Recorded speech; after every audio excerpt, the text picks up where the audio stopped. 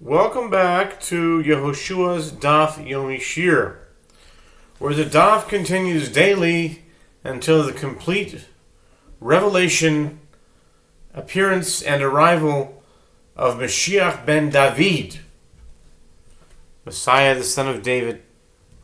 Today we'll be looking at Tractate Chullin, page 70b, top of the page, starting a new Mishnah.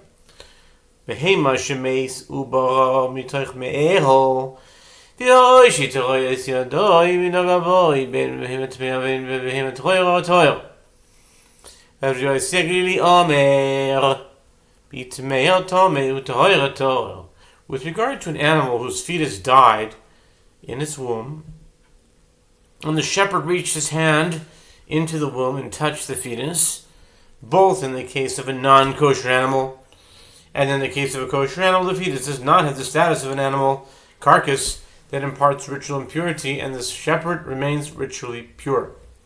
Rabbi Yosef Glili says, in the case of a non-kosher animal, it is impure. In the case of a kosher animal, it is pure. Okay? Talmud. The Gemara says, my time of the Tanakama. Amar Rav Chiz, the Kal v'chomer, im ho'ila imo, latiro be'achila, the Gemara asks, what is the reason for the ruling of the first Tana? Rav Chiz has said, it is apparent through an a fortiori inference, it's a Kal v'chomer, if being inside its mother is effective to permit it for consumption through the slaughter of its mother, even if the fetus was found dead inside the womb, then should being inside its mother not also be effective to render it pure from the impurity of an animal carcass? Okay, maybe yes, maybe no. I don't see exactly how it follows, but okay. He says it's a Kal v'chomer. Alright.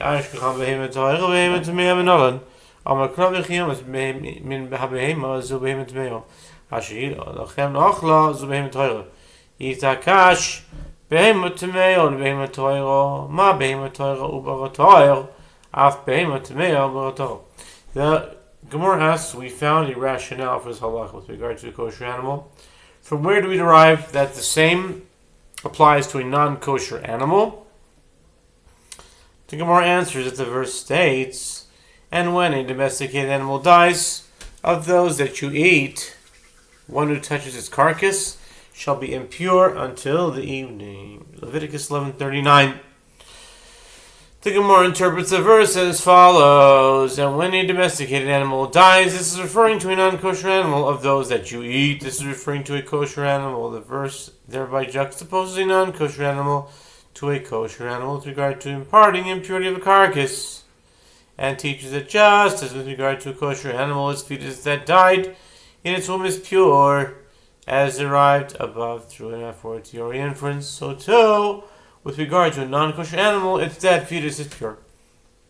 Rabbi Yosef Glili, v'Rabbi Yosef Glili by Taimeh, Am Rabbi Yitzchok, Diomar Kol v'Chol Ho'elech al Kapav v'Chol Chayeho Leches v'Go, Me'al Chikapayim b'Chayot Meisiloch. The Gemara asks, and asks Rabbi Yosef Glili, what is the reason for his ruling? Rabbi Yitzchok said that the verse states, with regard to non-kosher animals that do not have cloven hooves, and whatever walks on its paws among any undomesticated animal that walks on all fours, they are impure for you. Whoever touches their carcass shall be impure until the evening. Leviticus 11:27. Rabbi Yosef Glili expounds this verse as follows: those animals that walk on their paws, meaning that do not have cloven hooves, which are inside the body of an animal, I rendered impure for you. Rabbi Yitzchak interprets the term bakol as meaning inside the body of, and the word chaya as meaning a live animal. Accordingly, he understands the verse to be referring to a dead fetus found inside a living animal. Elemeata kalut b'mei poro litami d'mehalchi kapayim v'chayahu v'halchi kapayim b'mehalchi arba v'hay mehalchi arba b'mehalchi shmonehu. The Gemara objects, if that is so, then a dead fetus with non-cloven hooves found inside a cow should be impure, despite the fact that it is from a kosher species, as it is an animal that walks on its paws that is inside the body of a kosher animal. The Gemara explains, the verse renders impure an animal that walks upon its forepaws, that is inside an animal that walks on four paws. But this is a case of an animal that walks on four inside an animal that walks on eight, since the mother cow's hooves are entirely split into two parts. It actually walks on 8 parts and is not the animal referred to by the verse. Parabime gamal lo mitama dimhalche shmoina bimhalache arbahu hoylech v'chol hoylech l'rabo ispava bime gamal. The Gemara raises another objection. If that is so, then a dead fetus in the form of a cow, which has 8 parts to his legs inside the womb of a camel, a non-kosher animal with non-cloven hooves, should not be impure, as it is an animal that walks on 8 inside an animal that walks on 4. And the verse is not referring to it. The Gemara responds that the case should have stated walks upon, but instead it states and whatever walks upon, meaning the addition of the word whatever serves to include a dead cow fetus in the womb of a camel, teaching that it is impure. How does a dead cow fetus get in the womb of a camel? Okay, whatever.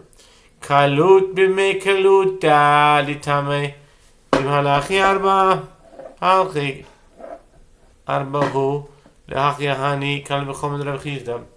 The Gemara objects, if that is so, then a dead fetus with non-cloven hooves inside the womb of a cow with non-cloven hooves should be impure, as it is an animal that walks on 4 inside an animal that walks on 4. But the halacha is that since the mother is a kosher species, it is pure. The Gemara explains, it is to that end that the afortiori inference is effective, as it renders pure the fetuses of all kosher animals, even if their hooves are not fully cloven. Maskif Rav achadvoi parami chazir b'mei chazir to lo litame b'malach shmoinu. Rav achadvoi parami rejects this explanation that the verse renders impure only animals that walk on 4 inside animals that walk on 4. If that is so, that a dead pig fetus inside the womb of a female pig should not be impure, as a pig has cloven hooves, and so it is an animal that walks on 8 inside an animal that walks on 8, and so the verse is not referring to it. Ella Amar of Nachum bar Yitzchak miyacha nefesh kis miyacha nefesh kis yiga b'chol tamei nivlas chayot tamei nivlas behema tamei nivlas sheres tamei. Rather, Rav Nachman bar Yitzchak said that Rabbi Yossi Aglili's opinion is derived from here. The verse states, with regard to the sliding scale offering brought by one who was unaware that he was impure when he ate consecrated food or entered the temple, a person who touched anything impure, or the carcass of a non-kosher undomesticated animal, or the carcass of a non-kosher domesticated animal, or the carcass of an impure creeping animal, and is guilty is having being hidden from him that is impure. Leviticus 5:2.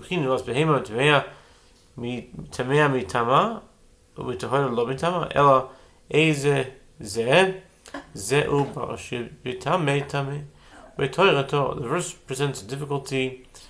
Does only a carcass of a non-kosher animal impart impurity, and that of a kosher animal not impart impurity? The halacha is that both do. Rather, what is this animal to which the verse is referring? This is a fetus, which, if inside a non-kosher animal is impure, and if inside a kosher animal is pure.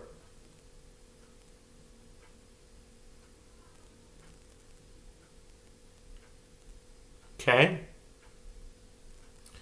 ומאחר נפקא ליה מדרב נחמן בר יצחק דרב יצחק למה לי? Ilav Rabbi Yitzchak Havimina. The Gemara asks, and since this halacha is derived from the statement of Rabbi Nachman bar Yitzchak, why do I need the proof of Rabbi Yitzchak from the verse? And whatever walks on its paws among any undomesticated animal that walks on all fours, Leviticus 11:27. The Gemara explains, were it not for the derivation of Rabbi Yitzchak, I would say that the entire verse expounded. Rabbi Nachman bar Yitzchak comes to teach only that which Rabbi Yehuda Hanasi derived from it. As cited by the Gemara later on, Rabbi Yitzchak's statement teaches us that the verse is also to be expounded as Rabbi Nachman bar Yitzchak explained. Tanya, Amar Rabbi Yonatan, Namti lo leben Azai, Limadnu, Nivlat behema tahira, Shibitam v'nivlas behema tamea, Shemat mea, Nivlas chayat tamea, Shibimat tamea. It is taught in the Braita that Rabbi Yochanan, a student of Rabbi Yishmael, says, I said to Ben Azai, we learned that a carcass of a kosher domesticated animal imparts impurity from the verse, and when a domesticated animal dies, of those that you eat, one who touches its carcass shall be impure until the evening. Leviticus 11:39. And we learned that the carcass of a non-kosher domesticated animal imparts impurity, and that the carcass of a non-kosher domesticated animal imparts impurity from the verse, a person who touched anything impure, or the carcass of a non-kosher undomesticated animal, or the carcass of a non-kosher domesticated animal, or the carcass of a non-kosher domesticated animal. Leviticus 5:2. Nivlas chaya tohira. Lo lamadu minayin. Namli kol hoylech al kapah v'chol chaya hoyleches ha hoyleches. But we did not yet learn about a carcass of a kosher undomesticated animal. From where is it derived that it imparts impurity? Ben Azai said to me that it is derived from the verse, and whenever it walks on its paws among any undomesticated animal that walks on all fours, Leviticus 11:27. The inclusive term among any serves to include even a carcass of a kosher undomesticated animal. Among those that impart impurity, namti lo v'chinemar b'chol chaya v'halo lo ne'emar ela b'chol ha'chaya l'mehalchi kapayim b'chayahu de'asa namli u'ma yishmer omer v'davar hazeh. Rabbi Yonatan continues, I said to Ben Azai, but does it state any undomesticated animal? Isn't it stated only among any undomesticated animal? As explained earlier, this comes to teach that a dead fetus in the form of any of the animals that walk on their paws inside an undomesticated animal imparts impurity. He said to me, and what does Rabbi Yishmael, your teacher, say about this matter? Namti lo v'chiyamut min ha-behema zo behema tmeah asher hi lachem leochla zo behema tahoira lemadnu chaya b'chlal behema uvehema b'chlal chaya. I said to him that Rabbi Yishmael derives all these halachot from the verse, and when a domesticated animal dies, of those that you eat, one who touches its carcass shall be impure until the evening. Leviticus 11:39. As follows, and when a domesticated animal dies, this is referring to a non-kosher animal. Of those that you eat, this is referring to a kosher animal. And we learned that a chaya is included in the category of behema, meaning the term behema can also refer collectively to both domesticated and undomesticated animals. Likewise, behema is included in the category of a chaya. Chaya tohira b'chla behema tohira. Chaya tamea b'chla behema tameo. Furthermore, a kosher chaya is included when the Torah makes reference to a kosher behema, and a non-kosher chaya is included when the Torah makes reference to a non-kosher behema.